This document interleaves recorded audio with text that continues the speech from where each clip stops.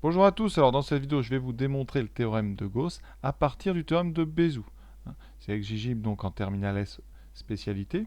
C'est une démonstration qui pour une fois est très simple. Donc tout d'abord je vous rappelle la version du théorème que je vais utiliser. Donc je prends trois entiers non nuls, A, B, C. Si A divise le produit BC et que A et B sont premiers entre eux, alors A divise C. La version avec les symboles, donc A divise BC, BGCD de AB égale 1, ça signifie que A et B sont premiers entre eux.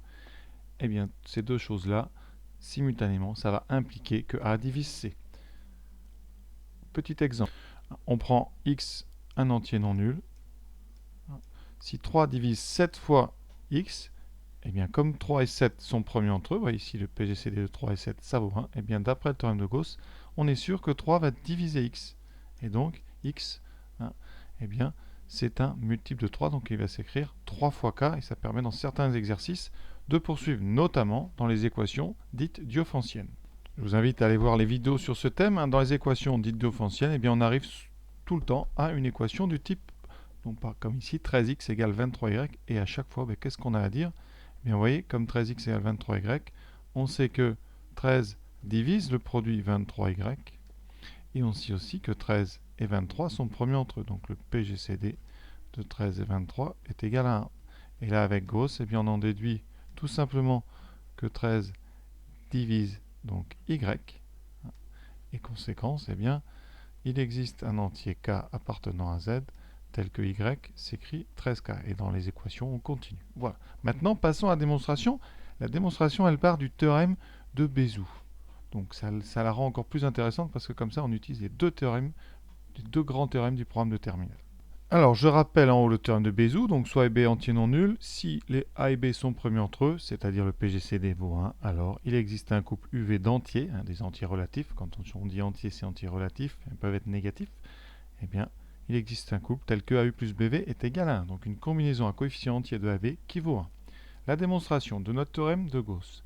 On va donc partir des conditions, des hypothèses, ici A divise BC, et PGCD de AB égale 1. Voilà. Alors, tout de suite, PGCD de AB égale 1, on peut utiliser le théorème de Bézout. Donc d'après Bézout,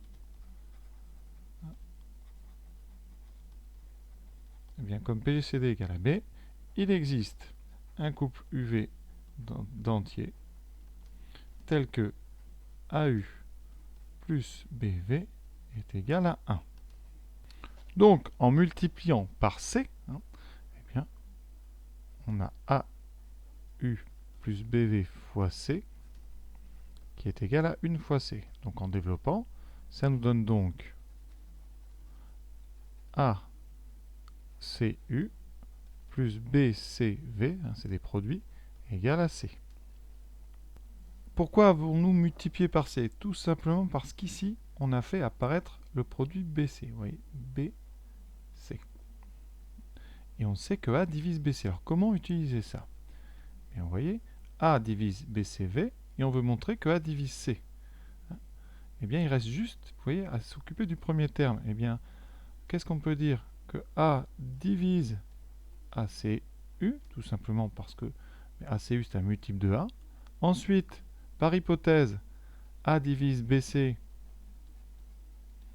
donc A divise forcément BCV, puisque BCV c'est un multiple de BC. Et là vous avez donc A qui divise ACU, A qui divise BCV, donc par combinaison. Ça c'est très important comme propriété. Par combinaison entière, il faut que des coefficients entiers. Donc par combinaison entière, et là c'est même par somme, c'est encore mieux, on a A qui va diviser ACU plus BCV.